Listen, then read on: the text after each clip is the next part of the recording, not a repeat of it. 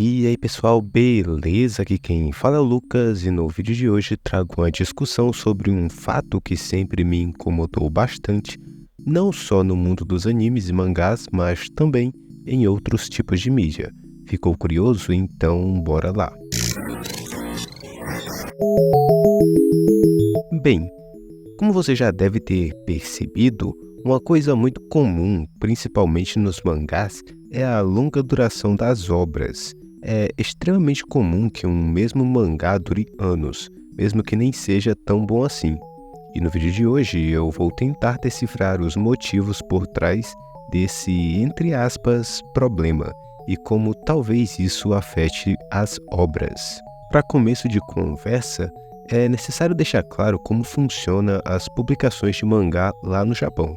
Isso porque, aqui no Brasil, mangás são praticamente livros que uma determinada editora decide que vai trazer e vender por aqui, coisa que é bem diferente do que acontece lá nas terras orientais. Para quem não conhece o mercado de mangás japonês, é necessário explicar que tudo por lá gira em torno de revistas, que tem como único objetivo lançar capítulos novos de mangás semanalmente.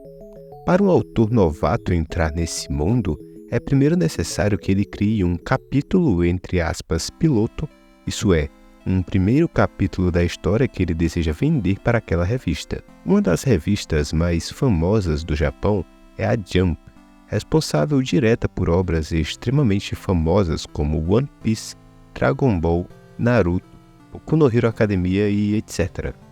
Poderíamos dizer que, inclusive, o objetivo de quase todo mangaka inicialmente é conseguir entrar para a Jump. Mas voltando ao tópico do vídeo, né?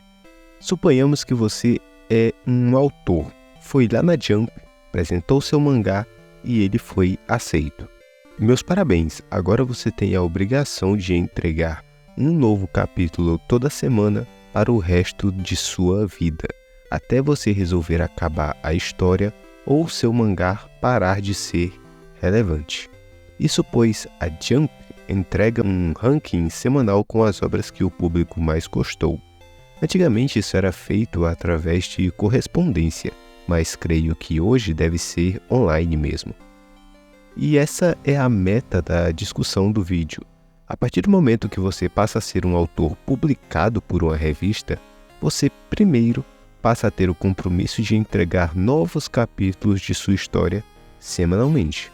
Enquanto sua obra for financeiramente e popularmente viável para a revista que o publica, ela continuará sendo publicada até o infinito, a não ser que você, por livre e espontânea vontade, resolva que está na hora de encerrar o seu mangá.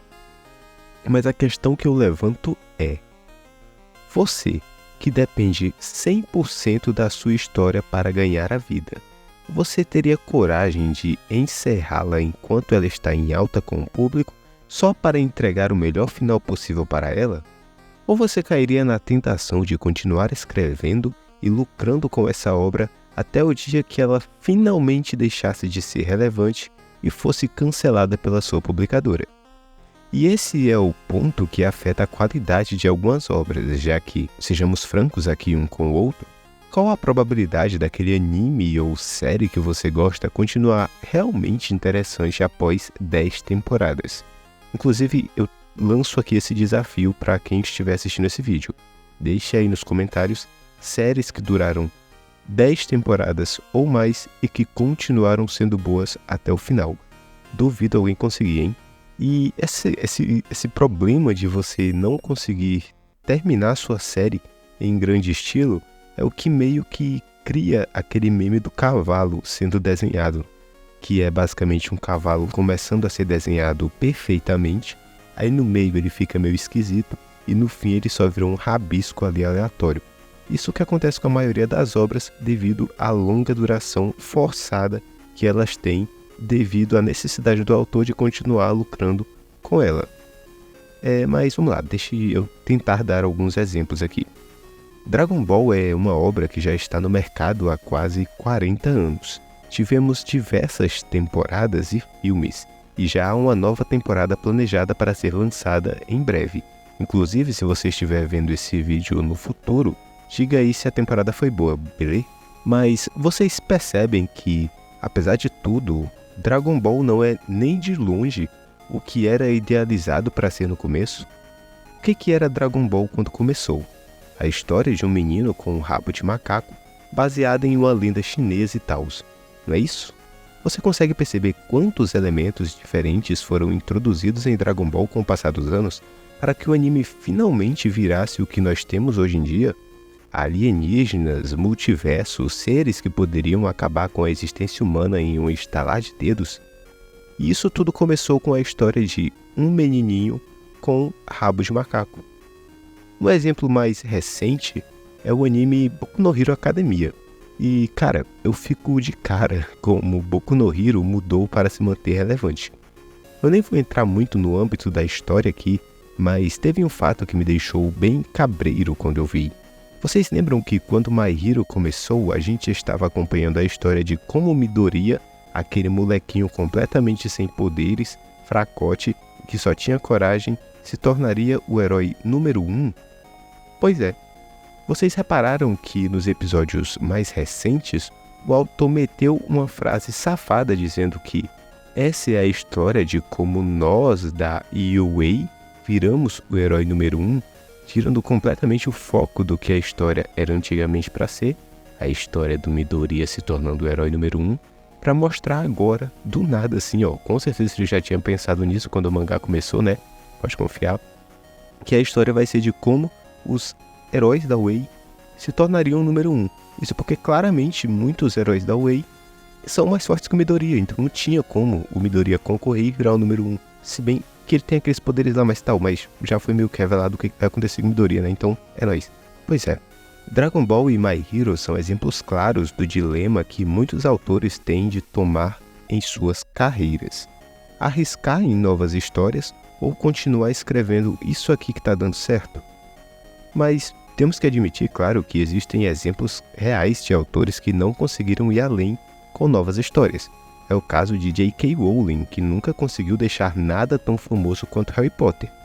Mas também temos casos claros de autores que investiram em novas histórias e continuaram relevantes, como Rick Riordan, que saiu da mitologia grega para explorar novas mitologias, ou Robert Kirkman, que hoje em dia talvez seja até mais famoso por Invencível que por The Walking Dead.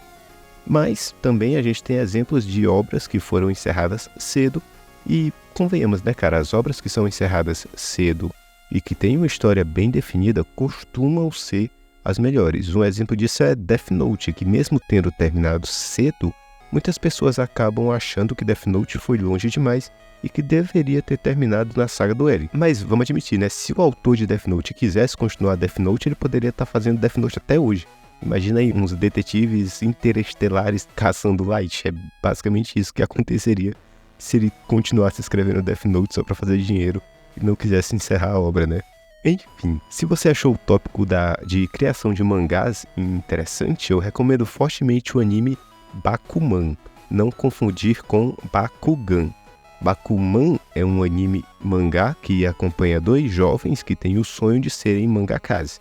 E ele resume muito bem tudo isso que eu conversei aqui hoje com vocês no vídeo. Aquele negócio de sempre, se você gostou do vídeo, deixa seu like, se inscreve aí para nos apoiar. Como sempre falo, o canal Animaniacs é um canal de uma pessoa só e que não dá retorno financeiro, então a satisfação que eu tenho é basicamente ser acompanhado por vocês. Por hoje é isso, até a próxima se houver e tchau!